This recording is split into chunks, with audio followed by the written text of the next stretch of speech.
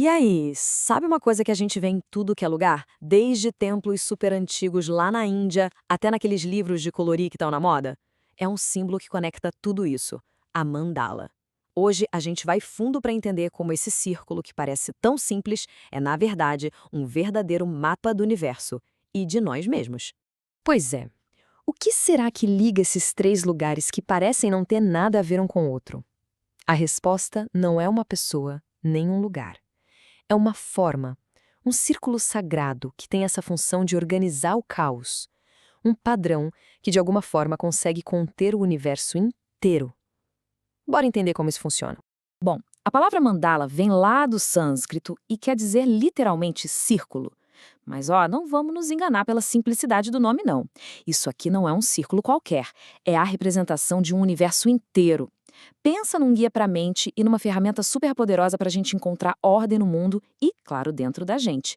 Para começar essa história, a gente tem que voltar lá para a Índia Antiga. E pode esquecer papel, caneta, nada disso. A primeira mandala não foi desenhada, ela foi, na verdade, construída. Era a própria base de um projeto de arquitetura que queria espelhar o cosmos. Imagina só isso. A planta baixa de um templo hindu era, em si, uma mandala. Cada parede, cada coluna, tudo era colocado ali para refletir a ordem do universo. Isso transformava uma construção humana num ponto de conexão direta com o sagrado. Era como um centro fixo, sabe? Um ponto de calma num mundo que não para de girar.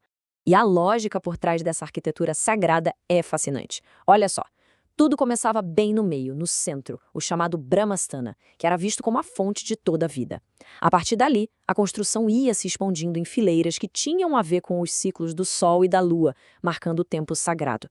E para fechar, uma moldura quadrada delimitava todo o espaço, criando um microcosmo perfeito em total harmonia com o universo.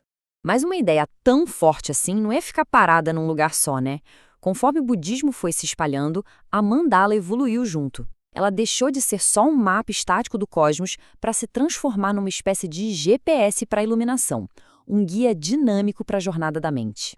E aí, no budismo tântrico, a mandala vira quase que interativa.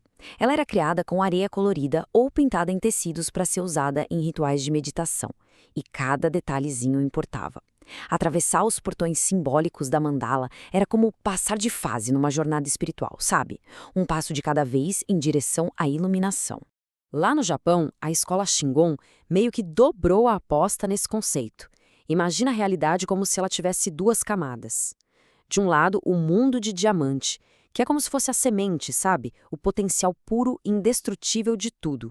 Do outro lado, o mundo matriz, que já é a planta crescida, a realidade como a gente a vê. Juntas, essas duas mandalas mostram a jornada completa da existência, do potencial até se tornar real. Agora, na tradição tibetana, a mandala atinge um outro nível de poder. Ela não é só um desenho bonito, é um guia de meditação, uma ferramenta para transformar a consciência e, acredite, até morada temporária de uma divindade. É por isso que a precisão no desenho é fundamental.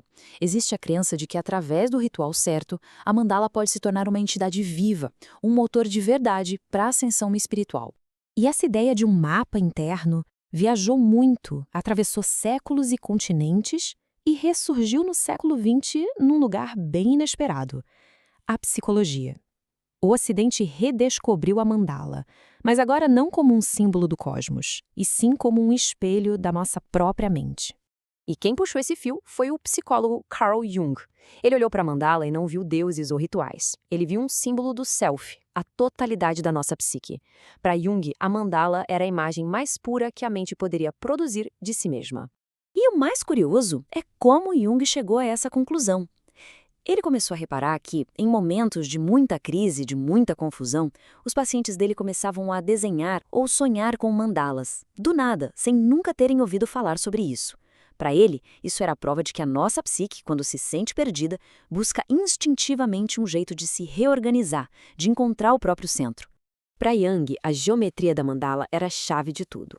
O círculo simboliza nosso potencial para sermos completos, a integridade que já existe dentro da gente. Já o quadrado representa o nosso trabalho de realizar esse potencial, de trazer essa totalidade para a nossa vida real, para o nosso dia a dia consciente. E essa ponte entre o simbólico e o concreto nos traz direto para os dias de hoje. Afinal, como é que essa ferramenta tão antiga sobrevive nesse nosso mundo tão acelerado? De maneiras muito mais práticas do que a gente imagina. Hoje, a mandala encontrou um novo lugar. Na arte-terapia, por exemplo, ela ajuda a gente a dar forma e organizar pensamentos confusos. Como ferramenta de meditação, serve de ponto de foco para acalmar a mente. Não é à toa que até estudos já confirmam, o simples ato de colorir uma mandala pode reduzir o estresse. Ela virou a ponte perfeita entre a sabedoria antiga e a nossa necessidade moderna de encontrar um centro, um equilíbrio. Mas talvez a maior transformação de todas seja essa. Se lá no passado a criação de mandalas seguia regras super rígidas, hoje é um ato de pura liberdade. É uma forma intuitiva de expressar aquilo que a gente não consegue colocar em palavras, de dar um contorno para emoções complexas e de conversar com o nosso mundo interior. Então, do projeto de um templo até o mapa da mente, a jornada da mandala é sempre uma busca por um centro. No fim das contas, a lição que ela nos deixa é, na verdade, uma pergunta. Em um mundo tão fragmentado e barulhento, onde, e principalmente, como a gente encontra o nosso?